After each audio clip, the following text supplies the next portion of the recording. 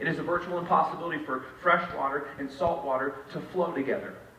And what James is trying to tell us is it's a virtual impossibility for the blessings of God to flow in your life when it's this big duplicit mix of cursing people while praising God. I would venture to say, just because of the size of our church, there's even people in here tonight, there's a lot of dysfunction and frustration in your relationships and in your life right now, and you don't know a name to give it. Well, this might possibly be the name that you can attach to the dysfunction that you're experiencing right now. It's this duplicit mouth. Great religious talk comes out of your mouth in 1 minute. Some very destructive talk comes out of your mouth towards others in another minute. Now let's boil this down to marriage. You cannot be flippant and careless with how you talk to your spouse and expect for your marriage to even be remotely healthy. You understand that? Husband and wife, future husband and wife, we are called by God to breathe life into the soul of our spouses. How do we do that? Our words.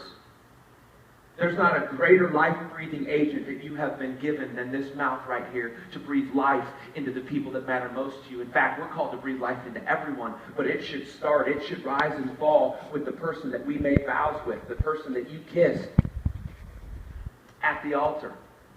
My wife, Rachel, just took a part-time job. She's wanted to do this for a long time, and our good friend who goes to the church, and I work with her husband, Brian Zabel, Kelly Zabel, she owns an interior design company. Her and a lady at our church named Mary Knapp. They own Knapp and Zabel Interior Designs, and I'm done saying that because we don't advertise up here for all the obvious reasons, because we can't do it for everyone. So that's my last time I say Knapp and Zabel Interior Designs. That's in the Denver metro area, okay? So to keep integrity up here in the pulpit, I'm done saying Knapp and Zabel Interior Designs, best in the Denver metro area, because it just wouldn't be cool to keep saying that. She started working for him, and a couple weeks ago, 3-4 weeks ago, some of you ladies were there. We had our women's conference, and she preached or spoke, whatever you want to call it, the last session. And so I snuck in because I was just so proud of her, and she's real nervous because she speaks once a year, and I just wanted to support her. And at one point, she started talking about interior design, and she started talking about what it's about, and she was making a point that I'm about to make, and it was so good, but she moved on real quick, and I was sitting back there going, no, camp on this. This is such a good point you're making, Rachel, camp on this. And she moved on, and so I said, you know what, I'm going to camp on this.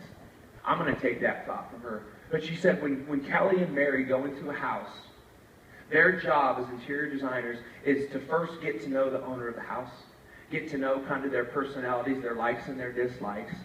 And then secondly, once they do that, they go around and they kind of view and they look at the status quo of the house. They look at what it is, and then they take their talent plus the homeowner's personality, and their job is to come and to create a vision, not for what the house is, but for what the house could be.